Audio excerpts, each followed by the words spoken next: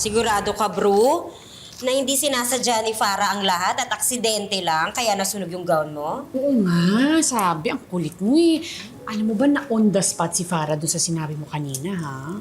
Eh, bakit ba? Hayaan mo mapikon siya. Ikaw naman, nagsorry na nga yung tao eh. Kaya ayoko na nakakarinig ng mga ganyang nega-nega na yan tungkol sa kanya. Katulad na lang nung tinuro mo sa inaanak mo. Alam mo ba na tinawag ni Cheska si Farang Tita Witchy at ikaw ang nagturo nun? Alam mo, ikaw talaga, bruha ka talaga. Bakit ba?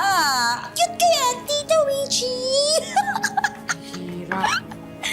Witchy! Uy, soya milk pa rin ba yung ginagamit mo? Hindi pa rin na-outgrow ni Cheska yung allergy niya sa cow's milk? Oo eh. Hanggang ngayon, allergic pa rin siya sa cow's milk. Cheska, where did you get this? Mama ko po. Natuwa po kasi ako kay Cheska kaya binigyan ko siya. Randy, thank you ha, pero allergic kasi si Cheska sa cow's milk. Thank you, Randy. No problem.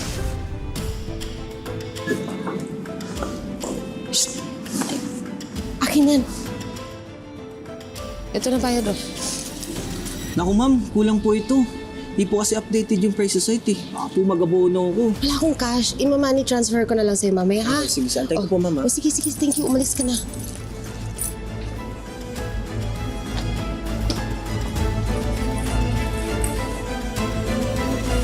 Bro, okay na ba sa'yo to? Ang ganda. Ay, parang kailan lang no, nung una kami nagkakilala ni Darius. Tapos 8 years na pala kami. Ay, alam mo naman na wala akong ibang pinangarap kundi magkaroon ng sarili kong pamilya.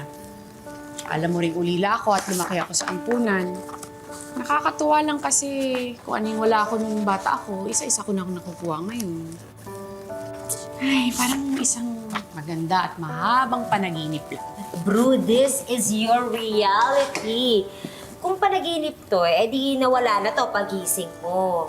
At alam mo bro, ang swerte-swerte mo kasi realidad si Darius, si Cheska, at ang buong buhay mo. Ay, hindi. Hindi? Hindi pa pala buo kasi nandiyan pa yung pinsan mong si Witchy. Ano naman sinabi ko nang uulitin yan eh. Ikaw talaga, nakita mo na naman siya. Eh, talaga. Kasi maldita siya, kaya parang bangungot yung buhay niya. Tama na sabi yan eh. Ikaw naman, ayoko naman nakakarinig ng ganyan. Alam mo, nung sinabi kong gusto kong i-celebrate yung pamilya, I meant yung buong family. Ibig sabihin kasama si Farah doon. Gusto ko lang naman talaga kasi ng masaya kaming lahat. Sorry na. Peace na tayo. Okay na to. Okay. Sige, tara na. Magligpit na tayo ng lamesa. Makakain na. Ito na. Bitin ko na. Dali ko na to. Lalo ka. Sige, ako na dito. Okay.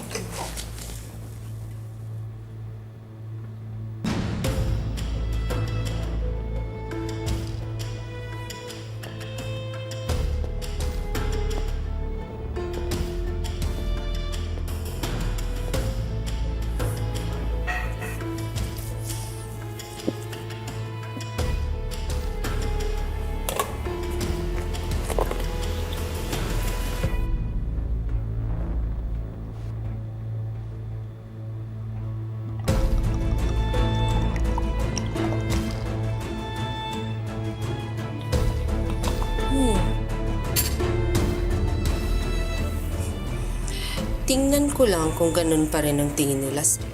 Kung di mangangati yung anak mo sa allergy. Tapos na ang perfect image ng pamilyang to. Tita Witchy pala.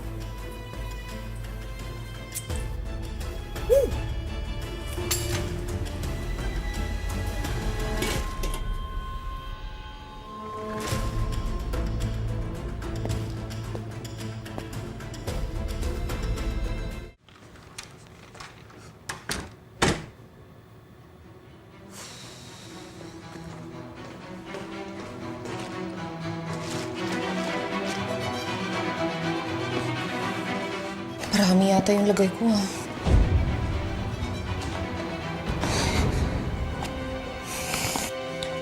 Dapat kaalam mo ito.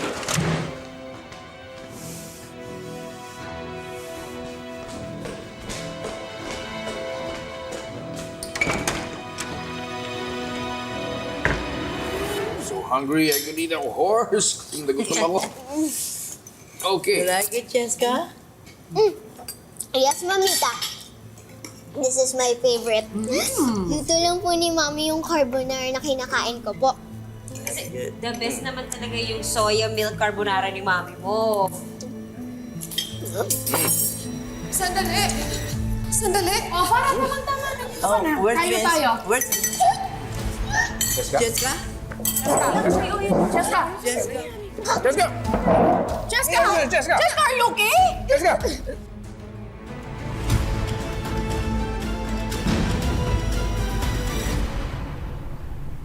Mabuti na lang nadala nyo kaagad siya dito. She really needed that cetirizine shot para ma-counter ang allergic reaction sa katawan niya. Allergic reaction? Yun ang nakalagay sa blood test ni Cheska. Aware po ba kayo sa allergies niya? Yes, Doc. Maingat at maalaga ang asawa ko sa mga pinapakain niya kay Cheska. Pinakain ko lang naman po siya ng carbonara. Allergic po si Cheska sa cow's milk, so I use soy milk. Hindi ko po alam kung bakit siya nagkaroon ng allergic reaction ngayon. Baka i-double check niyo na lang po yung gatas.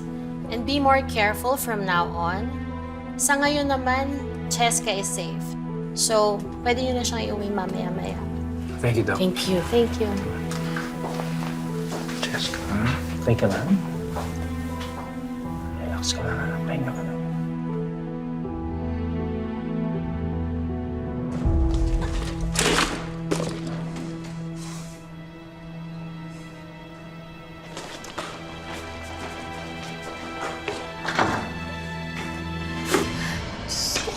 Ano ka ba naman, Farah? Bakit mo naman dinama yung bata? Nay, bala ko naman talagang bawiin yung ginawa ko. Hindi ko naman akalain na ubusin ni Cheska yung pasta. Diyos ko, paano kung mamatay yung bata? Naku, ewan ko ba? Hindi ko na alam kung anong gagawin ko sa'yo. Sus, hindi siya mamamatay.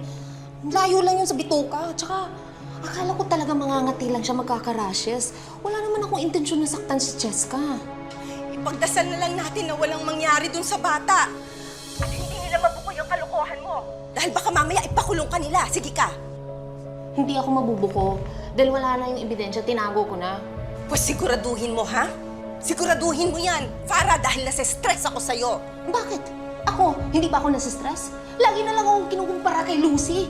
Gusto ko lang naman masira yung perfect image ng family niya. Para hindi na lang ako yung pinag-iinitan dito. Kung hindi mo ko naiintindihan, huwag mo akong kausapin.